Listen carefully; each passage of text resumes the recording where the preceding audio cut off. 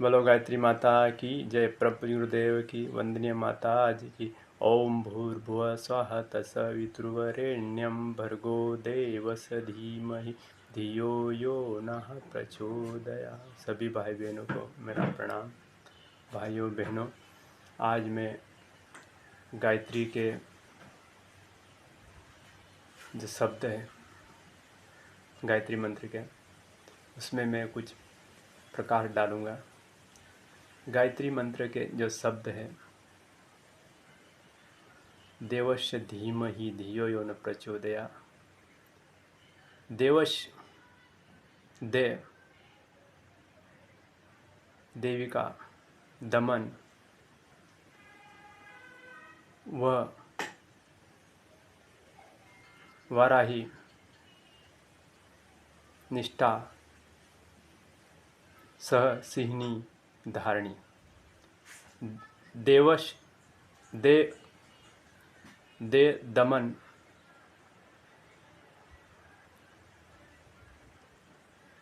हमारे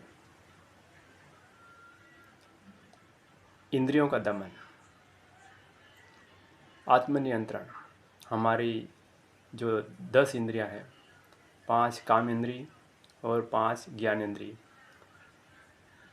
ज्ञान इंद्री और कर्म इंद्री का नियंत्रण यदि हमारा हो जाए तो हम अनगिनत लाभ ले सकते हैं, जैसे शारीरिक, मानसिक और आत्मिक आत्मकल्याण और लोक कल्याण निगृहित इंद्रियों के द्वारा ही संभव है। अनियंत्रित इंद्रियां के द्वारा व्यक्ति लोक मंगल का काम न कर पाएगा और अनियंत्रित इंद्रियां हमारे शरीर के अंग और अवयव को क्षति पहुंचाती रहती और हम जीर्ण शीर्ण होके आत्मकल्याण तो हम क्या कर पाएंगे। हमारे शरीर की हम रक्षा नहीं कर पाएंगे तो हम हमारा परिवार, हमारा देश की हम रक्षा क्या कर पाएंगे। धर्म की हम कहते हैं कि धर्म की रक्षा कौन करेंगे, हम करेंगे। भाई बहनों, यदि हमने हमारी इंद्रियों का दमन नहीं किया, हमारी इंद्रियों पे हमने नियंत्रण नहीं किया तो हमारा कल्याण तो संभव नहीं है कि हम कर पाएंगे। आगे की सोचने की बात और अलग ही है। भाई बहनों, ये शब्द हमें, गायत्री का देह शब्द हमें ये बताता कि हमारी इंद्रियों का दमन करें। वह शब्द हमें यह प्रेरणा देता है कि व्यक्ति को निर्मलता, पवित्रता, स्वच्छता ही व्यक्ति को, परिवार को, समाज को और ईश्वर को प्यारा होता है। यदि हम निर्मलता नहीं होगी, स्वच्छता नहीं होगी, गंदगी होगी तो गंदगी में मक्खर मच्छी आदि पनपेंगे, गंदगी पनपे और जहाँ गंदगी, बदबू, सड़न होगी वहाँ कोई किसी को पसंद नहीं करेगा। भाई बहनों, हमारे जो स्वच्छता बनाए रखना चाहिए, हमारा शरीर का, हमारा मन का, हमारा समाज का, हमारा राष्ट्र का, हमारा धर्म का। स्वच्छता व्यक्ति को शरीर के रूप में तो बढ़िया यदि व्यक्ति दिखता, पर आंतरिक मलिनता भरी हुई रहती। आंतरिक मलिनता जैसे व्यक्ति को राग, द्वेष, घृणा और क्रोध, इस प्रकार की जो हमें दिखती तो नहीं, पर आंतरिक रूप से हमें औरों को दिखती है। हम तो हमारे स्थान पे सही दिखते हैं कि हम ठीक है, पर और लोगों के दिल में, उनके मन में हमारे प्रति ही नहीं जो भावना रहती, वो हमारे जो हमारे इन शब्दों पे हम गौर नहीं करने के कारण हमारी मलिनता अंदर छिपी हुई रहती और इन्हीं के कारण हमारा कल्याण हम नहीं कर पाएंगे और हमारा कल्याण नहीं होने के कारण हमारी बात पे कोई गंभीरता से लेता नहीं और हमारी बात, परिवार क्या, समाज, अगर राष्ट्र की बात अलग है, हमारे परिवार के ही लोग हमारी बात सुनते नहीं। कारण क्या है कि हमारे अंदर कहीं न कहीं नहीं, अंदर कुविचारों की मलिनता है। मलिनता में हमारे जो क्रोध है, हमारे राग है, हमारे द्वेष है, हमारे गुण कर्म स्वभाव के अनुसार होता रहता है। हमें हमारे आंतरिक मलिनता भी साफ करना अति आवश्यक है। ये हमारा है गायत्री का वह शब्द हमें यह प्रेरणा देता है। स शब्द हमें यह कहता है कि व्यक्ति को पुरुषार्थ करना चाहिए। पुरुषार्थ कैसे किया जाए? पुरुषार्थ वैसे व्यक्तियों में आर्थी, स्वार्थी और परमार्थी का भाव रहता है। आर्थी वो कहलाता है जो व्यक्ति को समान व्यवहार रखता है, एक दूसरे के प्रति समानता बराबर की भावना रखता है। जैसे यदि व्यक्ति मजदूर घर में किसी भी कार्य के लिए आया हो तो उस व्यक्ति को 150 या 200 रुपये में हमने मजदूरी दे दी गई, वो मजदूरी के प्रति हमने उनको पैसे दे दिए गए और हमारा काम हो गया। यदि हम किराना दुकान पे गए, किराना दुकान से हम सामान ले आए और किराना दुकान लेने के बाद में हमने जो उसकी भुगतान राशि कर दी गई, किराना दुकान वाले की भी राशि मिल गई और हमने भी उनका भुगतान कर दिया, बराबर का भाव बन गया। इस प्रकार हमारा जो समान भाव से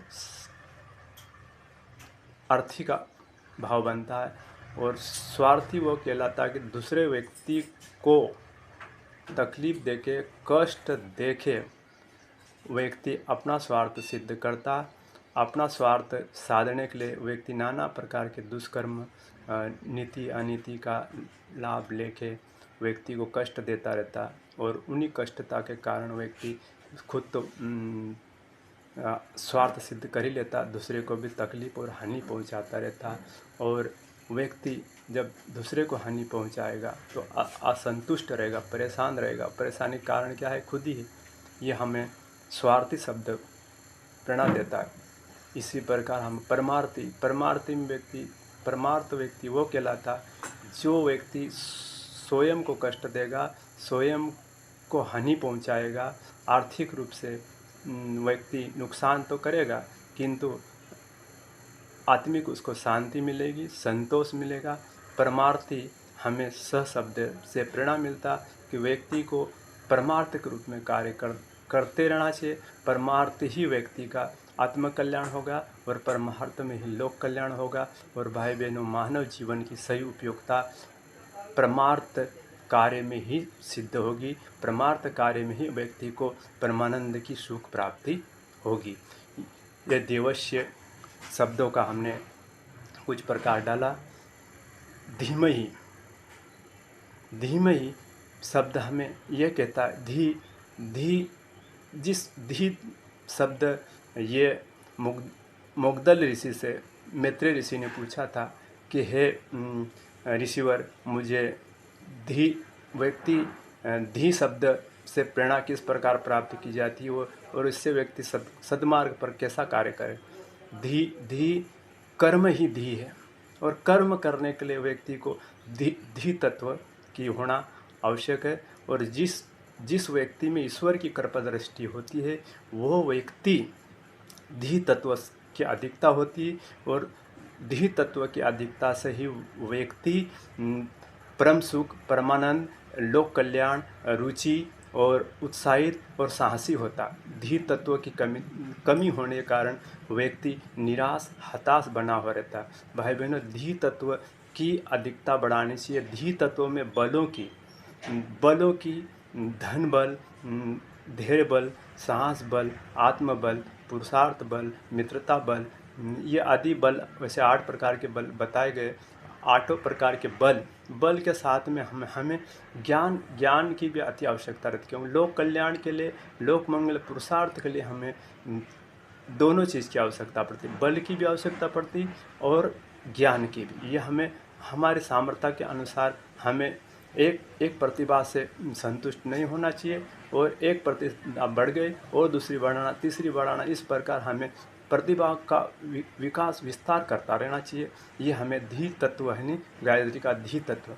म तत्व हमें यह संज्ञान देता है कि ईश्वर के वैसे प्रधान कार्यता में दो ही माने गए हैं। ईश्वर नियमानुसार सृष्टि को चलाना, नियमानुसार सृष्टि के चक्र को चलाना और कर्म अनुसार फल देना। भाई बहनों, ये ईश्वर का जो संसार है वो नियमबद्ध तरीके से चल रहा है और इसका नियंत्रण करता ईश्वर होने के कारण किसी प्रकार की कोई गड़बड़ी नहीं होती। किंतु मनुष्य अपने कर्मों के कारण, कर्म व्यक्ति को सत्कर्म नहीं कर पाता और सत्कर्म के कारण दुखों का कारण बन जाता है। हमें सत्कर्म करते रहना चाहिए, क्योंकि ईश्वर का अटल सिद्धांत है, जो कर्म करेगा, जिस प्रकार कर्म करेगा उस प्रकार का उसको परिणाम मिलेगा ही। हम दुष्कर्म करेंगे तो नाना प्रकार के कष्ट भोगेंगे, दुख भोगेंगे, और सत्कर्म करेंगे हम सुखी रहेंगे, आनंदित रहेंगे। इसलिए हमें सत्कर्म करते ही रहना चाहिए और सत्कर्म करने से व्यक्ति को सद्गति मिलेगी, सम्मान मिलेगा, इज्जत मिलेगा, ईश्वर को प्यारा होगा। ये हमें म शब्द, म मर्यादा, मर्यादा संयमित, ये उनकी ग्रंथियाँ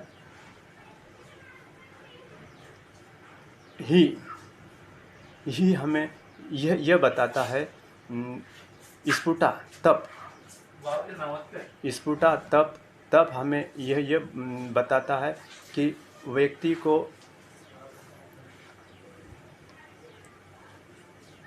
को संसार में हर प्रकार के जो नीति निर्धारण चलते रहते, वैसे गुरुदेव ने कहा कि हर युग में हर समय में वो नियम और सिद्धांत लागू नहीं होते। हमारी वो प्रथा और प्रचलन हर युग में परिवर्तन होती रहती है और उन प्रथा और प्रचलन को युग अनुसार हमें परिवर्तन करते रहना चाहिए। सतयुग का नियम त्रेता में लागू नहीं होते और त्रेता के युग द्वापर में लागू होते और द्वापर के युग कलयुग में नहीं लागू होते। भाई बहनों, आज कलयुग में वो नियम हमें कायदे लागू नहीं होंगे और जो आज की तारीख में हमें पुराने जो नियम और कायदे वो लागू नहीं होंगे। तो आज के अनुसार हमें मन परिस्थिति के अनुसार हमें प्रथाओं और प्रचलन को परिवर्तन करते रहना चाहिए और प्रथा और प्रचलन करते रहने से ही व्यक्ति का कल्याण और संसार का कल्याण होगा। यदि हमें पुरानी प्रथाओं को, पूरी मान्यताओं को, यदि हम ग्रंथों के आधार पर, ग्रंथ किस समय में किसने क्या लिखा ये तो हम नहीं जानते, किंतु ग्रंथों में भी हेरफेर होती रहती है। ग्रंथों में जो हेरफेर लिखी, किस ग्रंथ में क्या किसने लिखा, कैसा लिखा, इसमें ये नहीं कहना चाहूँगा, पर ग्रंथ के में कुछ काटछाट भी होती रहती। तो भाई बहनों, आज की स्थिति में हमें परिस्थितियों के अनुसार तालमेल बिठा के हमें प्रचलन और प्रथा, यदि हमें गलत प्रथा प्रचलन चल रही, उस प्रथाओं में परिवर्तन करने का प्रयास करना चाहिए। यह हमें धीमहि, गायत्री के धीमहि शब्द का हमने भावार्थ ग्रंथियों के बारे में प्रकाश डाला गया।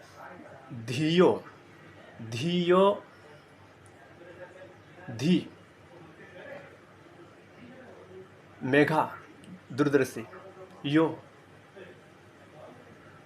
योग माया जागृति। धी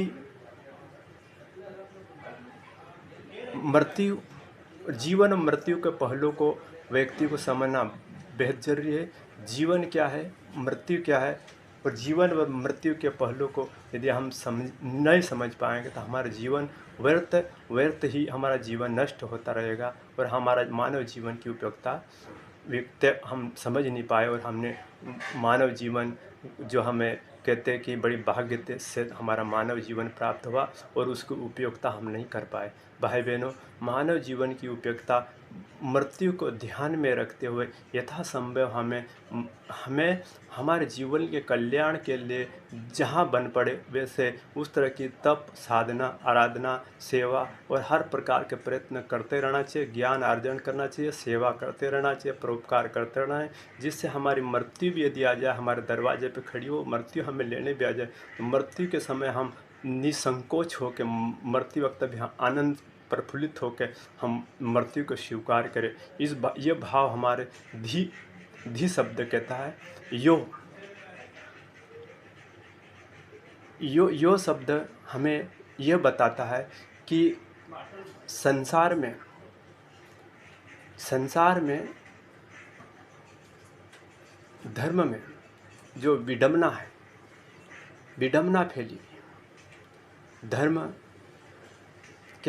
धर्म की दीवार बहुत बड़ी होती है और धर्म के आड़ में व्यक्ति नाना प्रकार के दुष्कर्म नीति का कार्य करता है। छोटे मोटे कर्मकांड, छोटे मोटे आपके वक्ता बन जाते हैं। छोटे मोटी कथा पुराण कर देने पे लोगों के दिल में, मानव के दिल में ये भावना बन जाती है व्यक्ति धार्मिक है, धार्मिक प्रति आस्था उसके प्रति आस्था हो जाती है, उसको गुरु, उसको भगवान मानने लग जाते।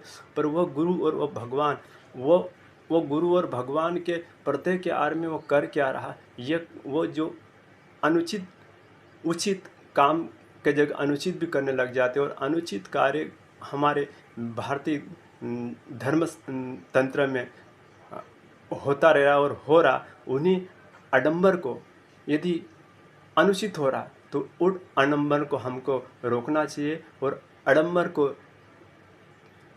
को फैलने के उसके फैलना नहीं देना चाहिए। यह आडंबर ही मानव का या संसार का अहित करेगा। भाई बहनों, जिस देश में, जिस समाज में यदि हमारी यह आडंबर धोखलेपन यदि फैलेगा तो हमारा उस समाज, उस राष्ट्र का, उस धर्म का उत्थान नहीं हो पाएगा।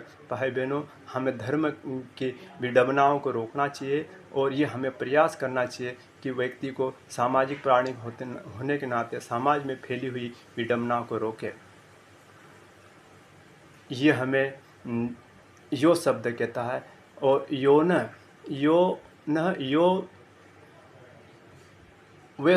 व्यसन व्यक्ति कहीं नाना प्रकार के व्यसन से व्यक्ति लिप्त रहता। व्यसनों से बचना चाहिए। व्यसन ही हमारा दुख का कारण है और व्यसन के कारण व्यक्ति शारीरिक रूप से, मानसिक रूप से व्यक्ति परेशान होता रहता। और जिस व्यक्ति में व्यसन की लत पड़ गई, भाई बहनों, वे व्यक्ति आत्मा कल्याण क्या, लोक कल्याण क्या, अपने परिवार का भी कल्याण नहीं कर पाएगा और नाना प्रकार की बीमारी से ग्रसित होकर व्यक्ति अंत में शरीर निरोगी कर लेगा और परिवार को तो कष्ट देगा, स्वयं भी अल्प आयु में व्यक्ति अपने को व्यसन से ग्रसित व्यक्ति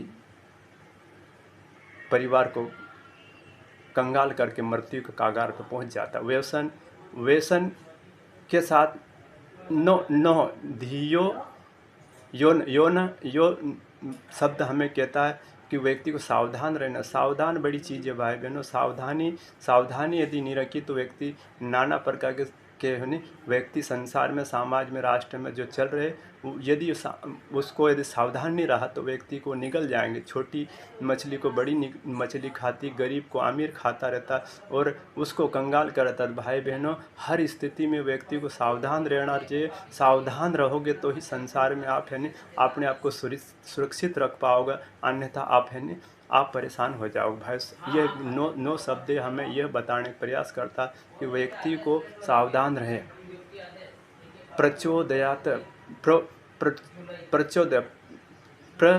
प्रभा आदर्श जो सुषमा साहस दयात द विवेक न नंजनी सेवा, विवेक और सेवा। भाई बहनों,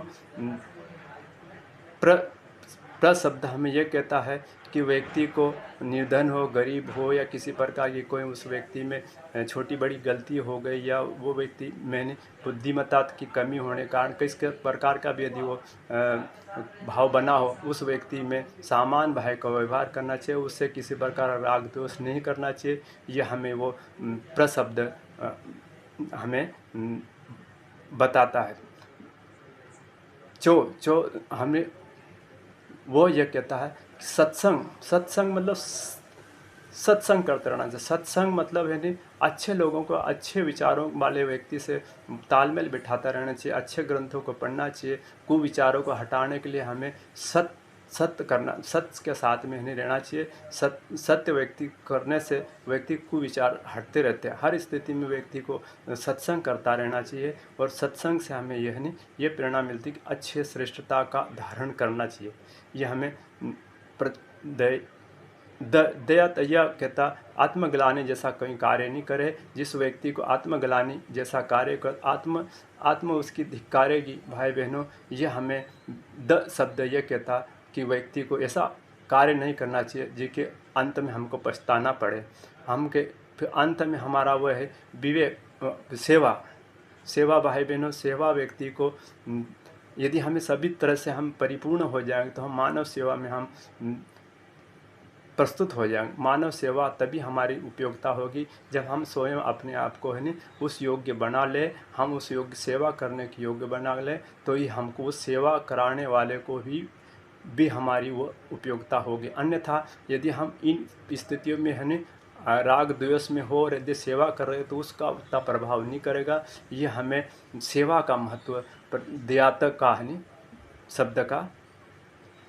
भाई बहनों, ये मैंने गायत्री मंत्र के शब्दों का, भाव का, अर्थ और ग्रंथियों की शक्तियों के बारे में प्रकाश डाला है। भाई बहनों, इसमें व्यक्ति इन शब्दों पे चिंतन, मनन और कार्य करेगा तो गुरुदेव के सिद्धांतों के अनुरूप सब हम स्वयं तो लाभान्वित होंगे, साथ साथ में संसार को भी लाभान्वित करने के हमें दिक्कत नहीं आएगी। और इसी के साथ ओम